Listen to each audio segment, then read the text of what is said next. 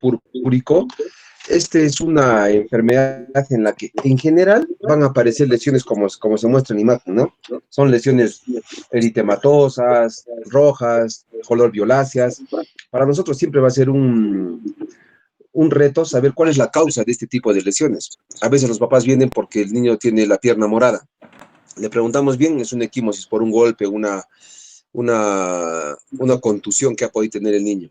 O a veces simplemente aparecieron sin causa aparente. Y a veces esto puede ir acompañado de problemas de coagulación, etcétera, etcétera. Todas estas enfermedades en las que vamos a ver esta extravasación de células sanguíneas se llama síndrome purpúrico. Entonces, básicamente, ¿a qué se refiere? Se refiere a la extravasación de células sanguíneas a las capas superficiales de la piel y o de las mucosas. Y básicamente las lesiones purpúricas se caracterizan por ser lesiones bien delimitadas y que no desaparecen a la vitropresión. O sea, cuando yo presiono en esta zona donde están las lesiones, si fuera una roncha, si fuera una reacción alérgica, desaparecería. Pero a la vitripresión o al aumentar la presión en esa zona, si no desaparecen, es porque probablemente sea una extravasación sanguínea. ¿Ya? Muy bien. Siguiente, por favor. Según la profundidad, vamos a ver que puede ser, estas lesiones pueden ser rojas cuando son superficiales y son más azules cuando son más profundas, ¿ya? Según la profundidad y según el tiempo de evolución, un rojo violáceo son en aquellas lesiones que son recientes y verde amarillentos cuando las lesiones son más evolucionadas, quiere decir que tienen más tiempo. Entonces, según su tamaño, se clasifican en petequias, menos de 2 milímetros de diámetro, y púrpura, más de 2 milímetros de diámetro, o equimosis, ¿no? Si son mayores a 1 centímetro. Entonces, cuando nosotros vemos unas lesiones como estas, tenemos que ver primero las características. Por las características, este es un color, un rojo más oscuro, ¿no es cierto? Nos habla de una lesión o extravasación más superficial. Ahora, no vemos el color, digamos, amarillento, verde amarillento, para decir por el tiempo si es aguda o crónica. Probablemente sea aguda por el color rojo que tiene. Y por el tamaño, menos de 2 milímetros de diámetro, se llaman petequias. ¿Ok? Muy bien. La siguiente, por favor. En la etiopatogenia vamos a ver que según el nivel de la afectación se clasifican en diátesis hemorrágicas de origen plaquetario o púrpuras plaquetarias. Fíjense, esto es cuando hay una alteración a nivel de las plaquetas. Quiere decir casos como púrpura trombocitopénicas, púrpuras trombocitopénicas cuantitativas o cualitativas. Quiere decir que va a haber una disminución de las plaquetas en la cantidad o en la producción de estas mismas, ¿no es cierto? Esas son alteraciones hemorrágicas o alteraciones plaquetarias. Púrpuras vasculares o angiopáticas son púrpuras que se pueden dar a nivel de las circulaciones o de las vascularizaciones propiamente dicha. Y eh, vamos a tener también las diátesis hemorrágicas de origen plasmático o alteraciones de la coagulación. Entonces, en las alteraciones de la función de la coagulación vamos a ver, por ejemplo, cuadros como la hemofilia tipo 7, tipo 8, la hemofilia de von Willebrand, entre otros. Esos son niños, por ejemplo, que tienen problemas en el factor de coagulación. Entonces, como hay un problema en el factor de coagulación, estos niños al menor golpe pueden producir o pueden ocasionar equimosis, hemorragias, etcétera, en diferentes partes del cuerpo. Ellos necesitan con frecuencia transfusiones de inmunoglobulina. Y alteraciones del endotelio propiamente dicho de la vascularización, hablamos de las púrpuras vasculares, entre otras. La siguiente, por favor. Vamos a ver que las diátesis hemorrágicas son de origen plaquetario, púrpuras plaquetarias. Tenemos las púrpuras trombocitopénicas o trombopénicas, que significa que va a haber una disminución del número de plaquetas. Y esto va a ser porque va a haber un defecto en la producción medular de plaquetas. Esto se debe, por ejemplo, a enfermedades de la médula ósea, como síndromes mielodisplásicos, leucemias, anemias aplásicas, mielofibrosis, trombocitopenias, entre otras. También puede ser producida por drogas, alcohol, quimioterapias, radioterapias, tóxicos ambientales, deficiencias nutricionales como de B12 o ácido fólico, procesos mieloptísicos o infecciones virales de progenitores hematopoyéticos. También puede haber una trombocitopenia cuando hay un aumento de la destrucción de estas, por ejemplo. Y esto va a ser básicamente porque van a producir microangiopatías trombóticas, coagulación intravascular diseminada, infecciones o sepsis. Alteraciones de la distribución plaquetar, quiere decir que puede haber un hiperesplenismo, una hipotermia o hemangiomas gigantes. Trombocitopenias congénitas como el síndrome de Wilstroth, síndrome de Bernard, enfermedad de von Willebrand, trombocitopenias, entre otras, ¿no?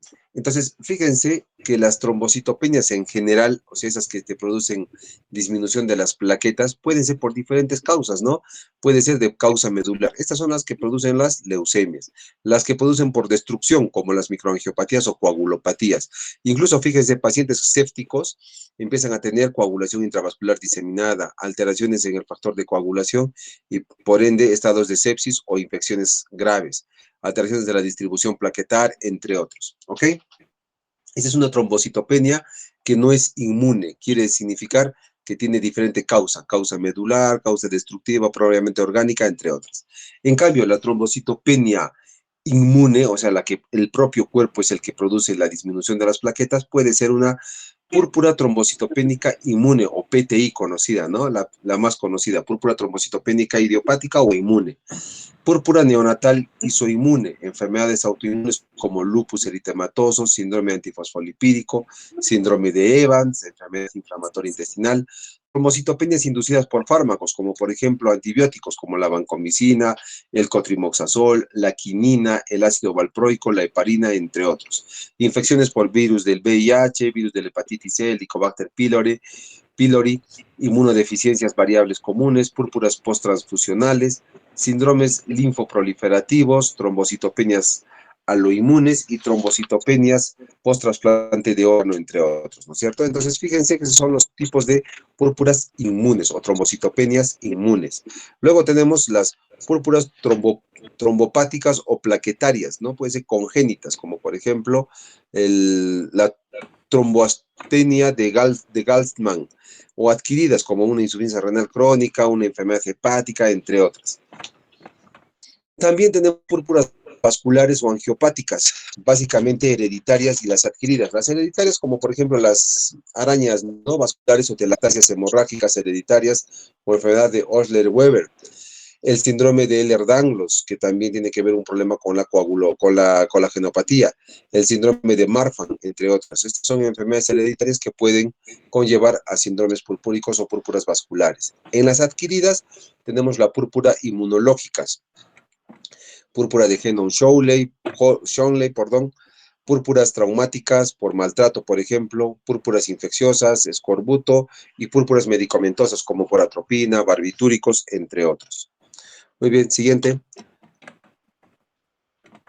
En lo que son las diátesis hemorrágicas, vamos a ver diátesis hemorrágicas de origen plasmático o alteraciones en la coagulación, como por ejemplo, alteraciones en el factor de coagulación 7 u 8, como la enfermedad de hemofilia A, hemofilia B, la enfermedad de von Willebrand, déficit de factor 7, déficit de fibrinógeno, etcétera, entre otros, ¿no es cierto? Esas son las hereditarias. Estos niños son los que nacen con este problema, y ellos, como les digo, necesitan tratamientos frecuentes de transfusiones de inmunoglobulina. En las adquiridas tenemos el déficit de vitamina K, coagulopatías de recién nacido, coagulación intravascular diseminada, hepatopatías, nefropatías, neoplásicas, entre otras, ¿ok? La siguiente, por favor. Para hacer el diagnóstico es importante revisar y ver, ¿no?, el tipo de exantema. Fíjense, por ejemplo, esta lesión en este niño no tiene pues pinta de una petequia. ¿Por qué? Porque no es menos de 2 milímetros. No parece una lesión superficial, más parece una lesión traumática. Entonces es importante ver si es un exantema petequial o purpúrico, si es, puede ser el resultado de una enfermedad grave o puede precisar un diagnóstico o tratamiento urgente. Si veo esto y después de un tipo de que el papá me dice o el niño que ha tenido una lesión, entonces pienso en un problema de traumatismo. Un minuto, por favor, un ratito.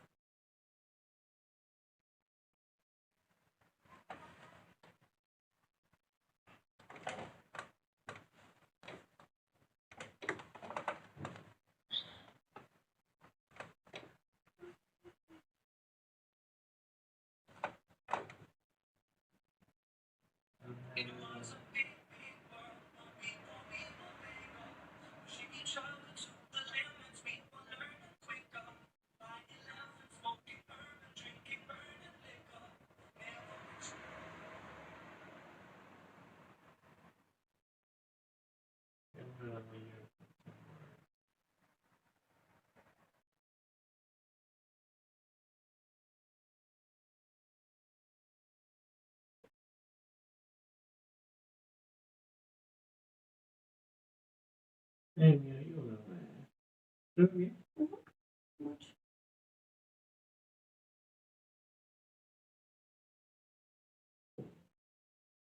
Entre colas. Eso. Pero escucha.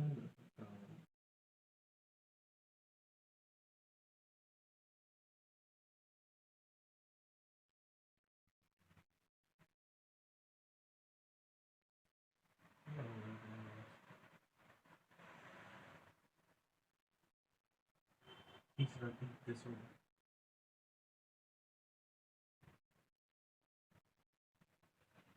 ¿Eso?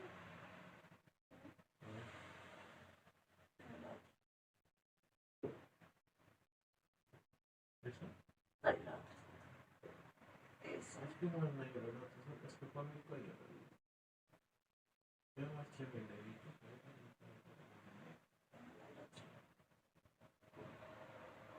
De la cara, ¿sí? Por eso es.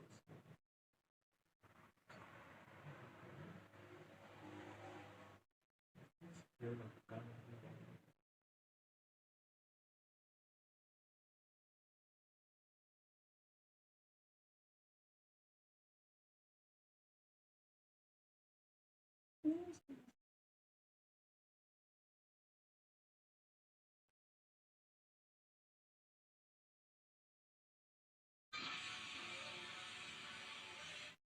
¿No? No puedo salir de acá, ¿no?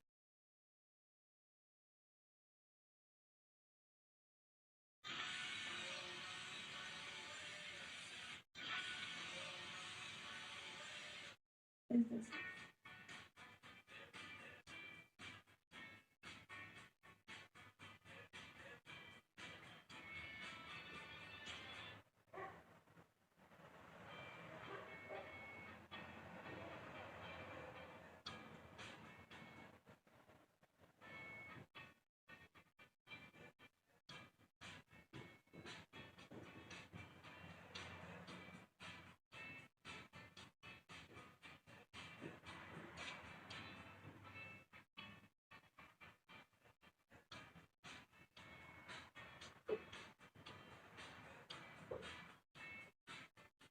No se olviden.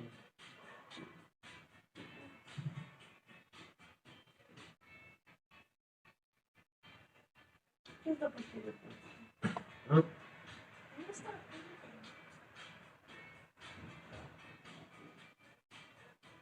Facebook más.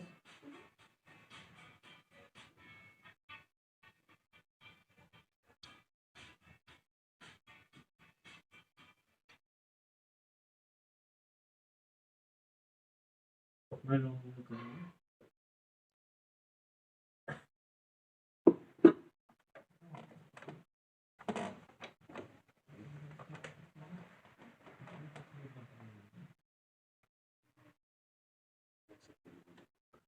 pero eso se llama. Uy, ¿por qué salí?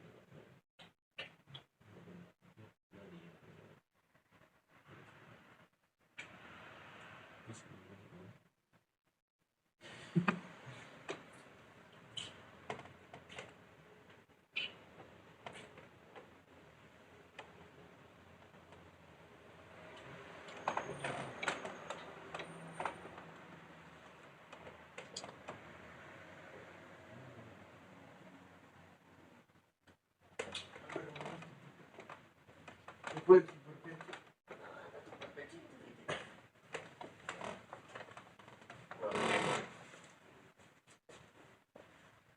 estoy viendo.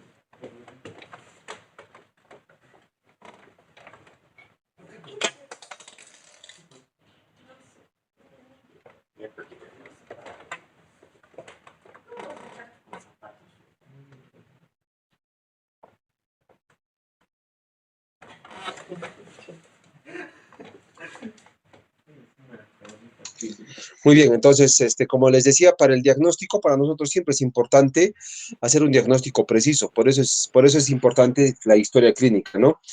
Es frecuente a veces en la consulta que vienen los papás porque dicen, le ha salido petequias púrpuras a su amigo y en realidad probablemente sean solamente contusiones o equimosis o hematomas que pueden sufrir algunos niños. Sería diferente que me diga, por ejemplo, mi niño tiene hemofilia y se ha golpeado y tiene esto, ¿no? Probablemente sea una hemorragia, pues es diferente. Entonces, también es importante hacer hincapié en los cuadros febriles, en los cuadros exantemáticos petequiales, por ejemplo, en los meningococos, ¿no? Si yo tengo un niño con fiebre, alteración del sensorio, con ese tipo de equimosis en diferentes partes del cuerpo, puedo pensar en un meningococo y este es un cuadro grave que tiene que ser tratado lo más pronto posible. También hay que descartar cuadros víricos, benignos o autolimitados. Las lesiones son petequias puntiformes que pueden estar asociadas o agrupadas. Siguiente, por favor. Entonces, depende de dónde aparecen las lesiones, podemos hacer un diagnóstico más preciso, ¿no? Si es producido por un virus, si es producido por una alteración en la coagulación, etcétera, o por una bacteria, etcétera, entre otras, ¿no? Siguiente, por favor. Dentro de los signos y síntomas vamos a ver de alerta, por ejemplo, ¿qué nos hace pensar en un cuadro infeccioso grave o en una sepsis? Por ejemplo, que el paciente tenga afectación del estado general. Quiere decir que el paciente no luce bien, que tiene un trastorno del sensorio, de la conciencia, que el paciente está irritable o que tiene somnolencia, que puede cursar con hipotensión. Hipotensión ya nos habla de un estado de shock. Y fíjense, nosotros cuando hacemos la definición de sepsis, dijimos, sepsis es la presencia de fiebre más afectación de algún órgano, por así decirlo. Entonces, si yo tengo un niño con fiebre, más afectación del estado general, que tenga irritabilidad, somnolencia, que tenga alteración del patrón neurológico, respiratorio, circulatorio, digo que es sepsis. Pero cuando esto afecta ya la parte hemodinámica, o sea, cardiovascular, ya encuentro hipotensión, entonces ya hablo de shock séptico, ¿no es cierto? Y en esos casos el llenado capilar va a estar mayor a 2 segundos, va a haber dificultad o alteración en la respiración, incluso hasta cianosis. Entonces, fíjense en la imagen, acá tenemos un niño, por ejemplo, con lesiones que no parecen petequias, ¿no? Parecen ya equimosis prácticamente, que si está afectado el sistema neurológico, que si ha estado expuesto a alguna bacteria o alguna noxa externa, probablemente estemos ante un estado de meningococo, que es una sepsis grave o un estado de gravedad del paciente. Siguiente, por favor. Dentro de los signos y síntomas de alerta tenemos, por ejemplo, lesiones hemorrágicas equimóticas rápidamente progresivas con una distribución generalizada que pueden afectar y producir rigidez de cuello. Si un niño con alteración hematológica con rigidez de cuello, al toque tengo que pensar en una infección grave del sistema nervioso central. Deben de sugerir la posibilidad de enfermedad meningocócica invasiva en este tipo de casos. Las lesiones micropetequiales localizadas en tercio superior del tronco, cara y cuello por aumento de la presión intravascular en el territorio de la vena cava superior puede ser originada, por ejemplo, por esfuerzos, entre otros. Dentro del estudio diagnóstico del síndrome purpúrico, la siguiente, por favor. Dentro del estudio de diagnóstico del síndrome purpúrico tenemos que hacer siempre importante la anamnesis, ver qué antecedentes tiene el pequeño, acá estaba expuesto, si es un virus, una bacteria, si tiene un problema de coagulación, si tiene un problema genético o hereditario de alteración plaquetaria. Entonces es importante los antecedentes familiares, antecedentes personales, antecedentes de enfermedades pasadas y vacunaciones recibidas, ingesta de medicamentos, antecedentes de enfermedades víricas, bacterias u otras exposiciones, características del exantema purpúrico y síntomas asociados que preceden o acompañan el cuadro. Entonces, en la anamnesis preguntamos todas estas cosas que nos pueden dar idea de ante qué estamos. Siempre les repito, chicos, es importante siempre la anamnesis, porque la anamnesis es casi el 80% del diagnóstico. Hay que preguntar, buscar signos, síntomas, detalles, entre otros. Siguiente, por favor. En la exploración física, pues la exploración clínica, lo que vamos a ver básicamente es determinar las características de la hemorragia, ¿no? Ver la localización, la intensidad, la frecuencia, la duración, entre otras. Vemos por su tamaño si son petequias, ¿no? Si son petequias, si son petequias, equimosis, si son hematomas, si son otros, o sea, hemorragias articulares y si hay sangrado de mucosas. Por ejemplo, acá en la lesión superior vemos una especie de petequias diseminadas en todo el cuerpo, ¿no? Eso nos haría pensar en un cuadro más vírico, más infeccioso, ¿no? No nos hace pensar tanto en algo, digamos, propiamente dicho, de una enfermedad de alteración plaquetaria. Pero en la imagen de abajo, por ejemplo, vemos una equimosis más profunda, más localizada y que tiene, digamos, a tener afectación de la zona articular. Entonces, eso, por ejemplo, nos hace pensar en un artroma o algo así, ¿ok? También es importante ver la temperatura corporal. En la temperatura corporal debemos considerar casos, por ejemplo, de sepsis. Dijimos que sepsis es fiebre más la afectación de alguno de estos antecedentes más, ¿no? Búsqueda de signos que se asocien con la enfermedad, como es, por ejemplo, palidez, adenopatías, hepatoesplenomegalia, alteraciones óseas, afectación articular, otras alteraciones cutáneas, entre otros. Incluso es importante hacer un fondo de ojo para descartar hemorragias retinianas. Dentro de las pruebas complementarias tenemos el recuento hemático completo, como por la siguiente, ahí está bien. Dentro de las pruebas complementarias, ¿qué es lo que debemos de pedir? Siempre es un hemograma completo, donde vamos a ver, incluso a veces se puede pedir frotis sanguíneo o CUMS directo.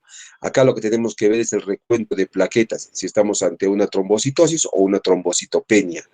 Trombocitosis cuando pasan los 400.000 plaquetas, ¿no? Por milímetro cúbico, o plaquetopenia menos de 100.000. Determinación del volumen plaquetario, también es importante saber si hay anemia, la presencia de leucocitos también son importantes porque nos va a hablar de una infección aguda, entre otras. En la bioquímica general tenemos, por ejemplo, importante siempre considerar el perfil hepático. ¿Por qué perfil hepático? Porque recuerden que los factores de coagulación y todo eso son a veces son metabolizados pues por el hígado, ¿no es cierto? Entonces, TP, TTPA, este, esos marcadores bioquímicos nos hacen pensar en alteraciones en la coagulación, ¿no? También es importante hacer un estudio renal, de LDH, ácido úrico y PCR para ver cuadros infecciosos. Eso es importante tener en cuenta en las pruebas complementarias. La siguiente, por favor. En el test de exploración de coagulación tenemos que ver si hay una alteración de la vía intrínseca o de la extrínseca. Si es la vía intrínseca, tenemos que dosar el tiempo de tromboplastina parcial activado. El intervalo normal varía entre 24 y 46 segundos. Son valores referenciales de 8 a 10 segundos. Engloba las vías intrínsecas y común, entre otras. En la extrínseca tenemos TP, ¿no? Tiempo de protrombina, que más o menos lo normal es entre 9 y 12 segundos, y mide las vías extrínsecas y comunes que son. Evaluación de la formación o destrucción de fibrina, también tenemos que buscar el tiempo de trombina, el TT, que puede ser entre 15 y 20 segundos los valores normales. Fibrinógeno también es importante dosarlo, ¿no? Porque sus valores normales son de 200 a 240. Y test de exploración de la hemostasia primaria, vamos a ver, por ejemplo, acá, tiempo de hemorragia, entre otros. Entonces, cuando nosotros pedimos exámenes de laboratorio, pedimos estos exámenes, TTPA, el tiempo parcial de tromboplastina parcial activada, tiempo de protrombina, tiempo de trombina, entre otros. ¿Para qué? Fibrinógeno. Para ver más o menos si la afectación es de la vía intrínseca, de la extrínseca, si tiene que ver con la evaluación o de la formación, destrucción de fibrina, entre otros. Siguiente, por favor. Dentro de las pruebas complementarias podemos también pedir a esto, podemos agregar sedimento urinario, ¿no? Para descartar hematuria, proteinuria. Podemos pedir hemocultivos para ver, por ejemplo, test rápidos de diagnóstico, PCR, serología, aislamientos o cultivos virales, según la orientación diagnóstica. Pruebas de imagen ecográfica como tomografías, entre otros. Si yo pienso, por ejemplo, que hay una clínica neurológica de algún tipo de sangrado, pido una tomografía. Radiografías también si hay sospecha de síndromes de vena cava superior, entre otras. Entonces, son pruebas complementarias que pedimos, ¿ya? Siguiente, por favor. Ahora vamos a hablar de nuestro tema del más común en pediatría, que es la púrpura trombocitopénica. ¿Y esto a qué se refiere? Básicamente es una enfermedad hematológica autoinmune que afecta a las plaquetas. ¿Qué quiere decir? Que el propio organismo es el que genera la disminución o la afectación de las plaquetas. Muy bien. Continuamos, la siguiente. Vamos a ver que dentro de la epidemiología es frecuente en la población infantil la PTI y en la adolescencia. Tiene más prevalencia en los niños de 2 a 8 años de edad. Entre el 5 y 10% desarrolla una enfermedad refractaria grave. Es muy poco el porcentaje. En el niño es frecuente el antecedente de un proceso infeccioso, vírico o una inmunización con vacunas vivas una semana antes. Entonces, dentro de la anamnesis, esto debemos de considerar. Si el niño tiene algún antecedente infeccioso, si ha estado resfriado, si ha tenido diarrea, si ha estado expuesto a alguna bacteria o a un virus, o quizás la semana pasada ha sido inmunizado con algún tipo de vacunas vivo atenuadas o vivas atenuadas, entre otros, ¿no? Eso es importante. Y otro también en tener en cuenta que en el PTI el curso es autolimitado, o sea, llega un momento en que se autolimita. Muy bien, siguiente. Dentro de las definiciones básicas vamos a ver la PTI primaria y la PTI secundaria. La púrpura trombocitopénica idiopática primaria es aquella que tiene plaquetas menos de 100.000 en ausencia de una causa desencadenante conocida. Quiere decir que no tenemos la causa de infecciosa o inflamatoria aguda. En cambio, una PTI secundaria es una PTI que se presenta asociada a otras causas, como por ejemplo enfermedades autoinmunes, enfermedades virales o algunos fármacos. Esa es la secundaria. ¿Secundaria qué? Secundaria a cuadros autoinmunes, secundaria a cuadros virales o secundaria a fármacos. En la clasificación diagnóstica de las PTI según el tiempo de evolución puede ser una PTI de reciente diagnóstico, menos de 3 meses de evolución, una PTI persistente que va de 3 a 12 meses, fíjense, desde el diagnóstico. Una PTI el año, ¿no? O más de 12 meses de evolución. Muy bien, siguiente. Siguiente, por favor. Dentro de las definiciones básicas vamos a tener la anterior. Dentro de definiciones básicas vamos a tener la PTI severa. La PTI severa son pacientes que tienen hemorragia clínicamente relevante, que necesita un tratamiento o un nuevo episodio hemorrágico que precisa de tratamiento adicional, sea incremento de dosis actual de lo que se esté dando. La otra es la PTI refractaria, es una PTI que no ha respondido al tratamiento de tercera línea. La siguiente.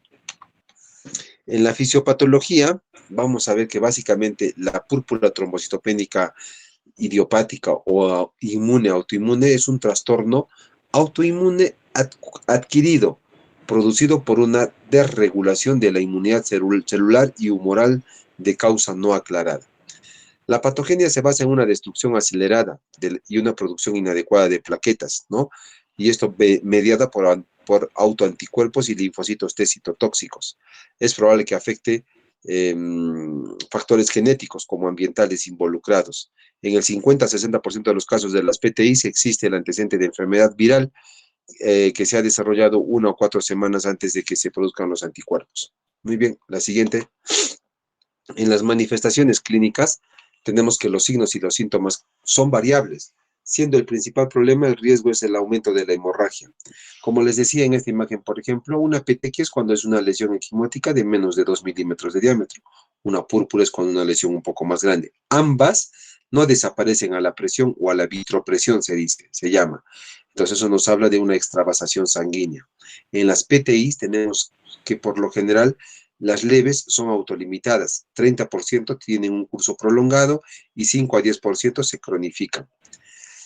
Esto generalmente se da en niños previamente sanos que tienen un cuadro de inicio brusco en la que vamos a ver lesiones purpúricas en piel, petequias, púrpuras y equimosis, entre otros. Puede asociarse también a sangrado de mucosas, o epistaxis, gingivorragias, metrorragias o sangrados digestivos leves. La siguiente, por favor. No siempre hay correlación exacta entre la cifra de plaquetas y las manifestaciones hemorrágicas. A veces nosotros vemos en el hospital niños, por ejemplo, si vemos que las plaquetas normalmente van de 150.000 a 400.000, a veces tenemos niños con plaquetas de 20.000, de 10.000 y no tienen signos de hemorragia activa. Pero eso no quiere decir que en cualquier momento puedan sangrar y tener alguna complicación, ¿no entienden? Entonces, cuando es, y acá les doy algunos valores referenciales, ¿no? Más de 50.000 es una PTI que es incidental. Entre 30.000 y 50.000 Es una PTI que tiene petequias y equimosis al mínimo trauma. Y si tiene menos de 30.000, es una PTI que tiene hemorragias más frecuentemente espontáneas, ¿ok? Eso es importante. Entonces, ese sangrado puede producir una repercusión clínica significativa en algunos casos, solo el 3% de los casos. Y se considera un sangrado activo cuando el niño, por ejemplo, aparte de tener estas plaquetas en cualquiera de estos valores, el niño curse con epistaxis, con gingivorragias, con hemorragias digestivas, metrorragias, etcétera, etcétera. Cualquier factor que pueda predisponer más sangrado. Factores de riesgo de hemorragia grave son traumatismos craneales, por ejemplo, porque este paciente tiene que entrar a sala. Imagínense un paciente que tenga baja plaqueta, que tenga un traumatismo craneal grave, que tenga un sangrado, no va a coagular y va a lesionar el cerebro. Entonces, el paciente tiene que entrar a sala, cauterizar, transfundir hemoderivados, plaquetas, entre otros, ¿no? Politraumatismos previos, tratamientos con antiagregantes plaquetarios, digamos, pacientes que estén recibiendo aspirina, entre otras, hematurias o coexistencia de vasculitis y coagulopatías. La siguiente, por favor. En el diagnóstico es importante hacer, por exclusión de otras enfermedades, ¿no? Primero hacer una historia clínica detallada y una exploración física adecuada.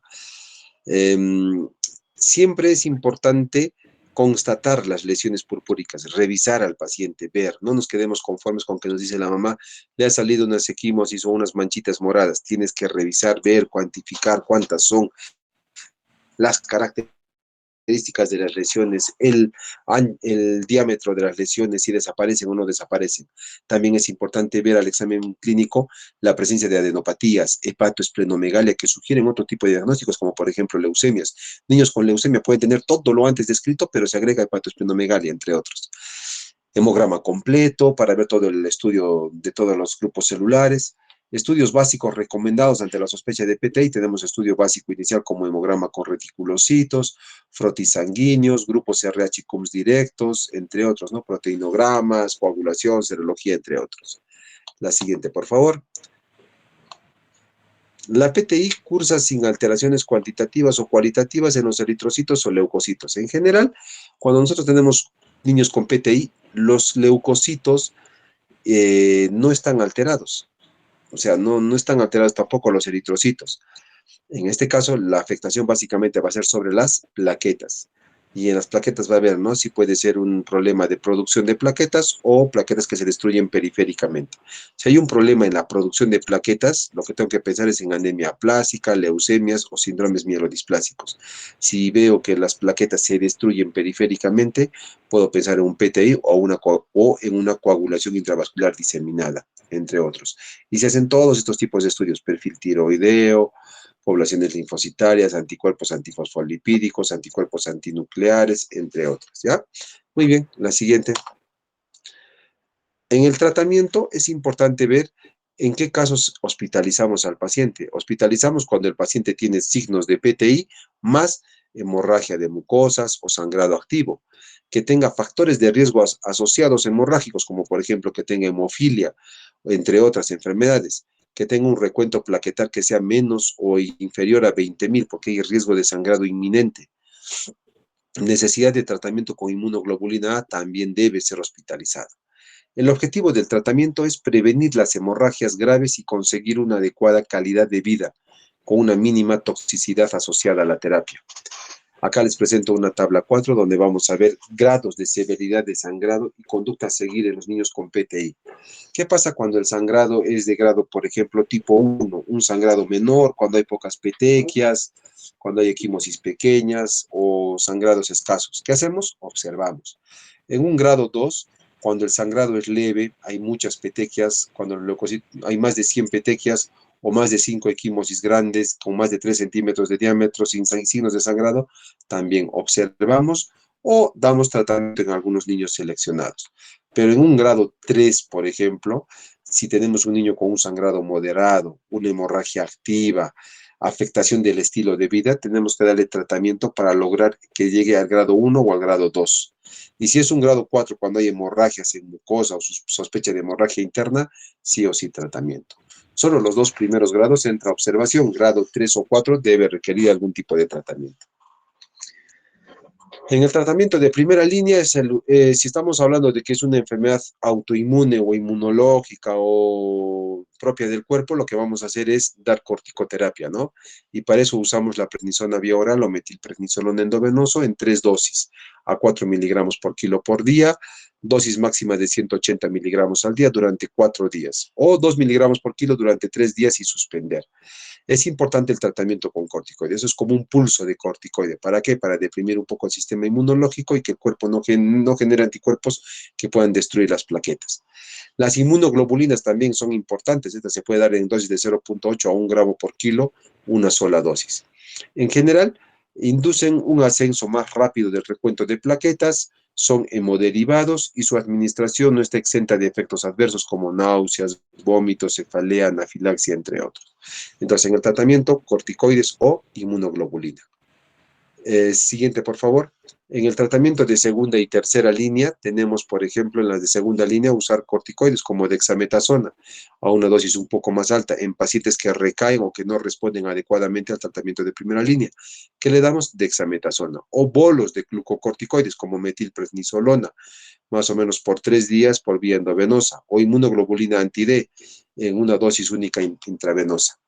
El objetivo principal del tratamiento de la PTI crónica no es curar la enfermedad, sino prevenir los episodios hemorrágicos, debiendo basar las decisiones terapéuticas en los síntomas más que en el número de plaquetas. El tratamiento de tercera línea es la esplenectomía, en casos de PTI de diagnóstico reciente o persistente con clínica hemorrágica, PTIs crónicas con urgencias hemorrágicas o con plaquetas inferiores a 30.000, y también se puede usar el rituximab, que se emplea únicamente en pacientes que son refractarios a los tratamientos previos, quiere decir a la esplenectomía o al tratamiento con corticoides. En general, en tratamiento de primera línea vamos a usar pues la prednisona o las inmunoglobulinas.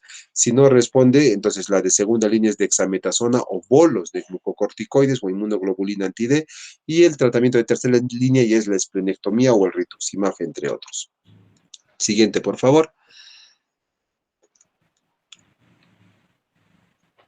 En el tratamiento de las urgencias, la siguiente, en el tratamiento de las urgencias con riesgo vital y situaciones de especial riesgo, tenemos hemorragias del sistema nervioso central u otras hemorragias que comprometan la vida del paciente, ¿no? La transfusión de plaquetas es importante, el uso de metilprednisolona en bolos, el uso de inmunoglobulinas y la esplenectomía de urgencia dentro de este tratamiento, en situaciones de especial riesgo. La siguiente, por favor. Recomendaciones generales para pacientes con PTI en general es evitar actividades de alto riesgo o heridas hemorrágicas, ¿no?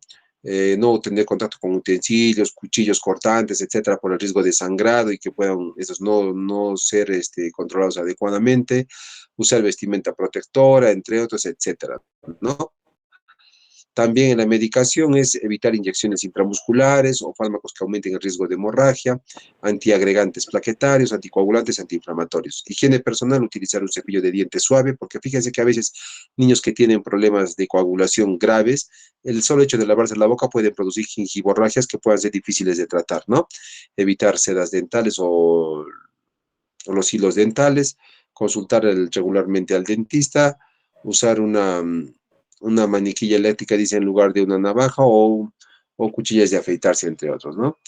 Viajes, también es importante hacer uso de viajes adecuados. En adultos, si se viaja en avión, seguir ejercicios recomendados durante el vuelo para prevenir la trombosis venosa profunda, usar medias de apoyo, evitar alcohol y beber mucha agua.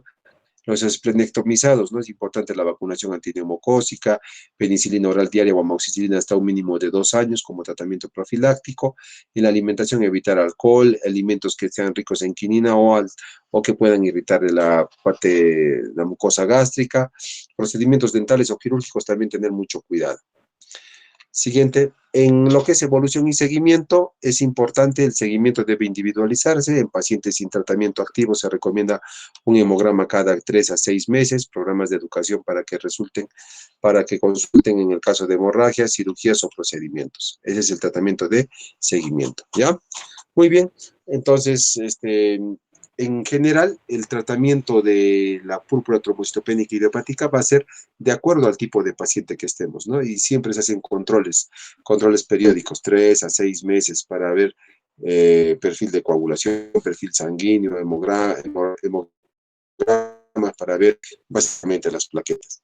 Lo que casi nunca está alterado es pues la concentración o la cantidad de hemoglobina y la cantidad de leucocitos. Eso por lo general no va a estar alterado. Lo que sí va a estar alterado es la plaquetas en general. ¿Ya, chicos? Entonces, eso sería todo con respecto a púrpura trombocitopénica hepática o PTI.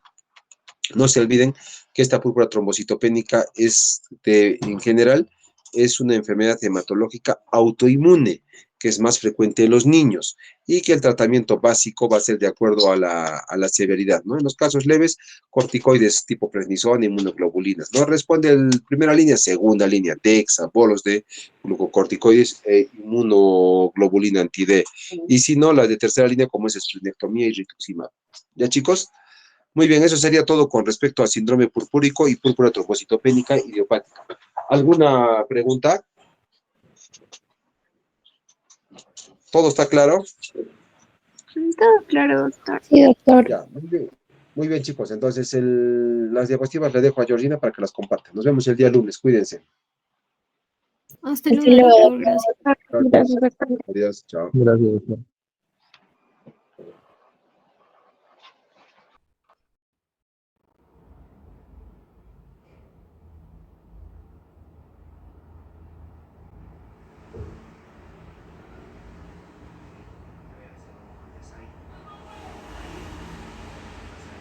Hola, buenos días. Mi nombre es Gabriel Meléndez Campos. Soy categoría 2008 y soy natural de Abancay. Me he empezado formando en el club Julio Guzmán de Abancay, una academia y ya bueno, en el club pasé a jugar el torneo de federación con la Salle. Después de eso pasé a la selección y regresando jugué igual para Julio Guzmán, jugó a Perú y pasé al Cultural Guancarama, después a Niagara. Después de jugar la nacional con el Niagara, tuve una oportunidad acá en José María para ir a hacer las pruebas y poder conformar este equipo que estoy acá actualmente. Me siento muy feliz de estar conformando este equipo, que es más que un equipo, es una familia, en la cual he aprendido mucho con estos compañeros que tengo en cliente. Empecé con un partido amistoso con los Chancas, en donde pude dedicarme a mi familia y pues ya empezó los partidos oficiales en la cual voy sumando minuto y demostrando de cómo soy y de qué estoy hecho. Cada partido nos ayuda a seguir creciendo como equipo y pues nada, a pesar de que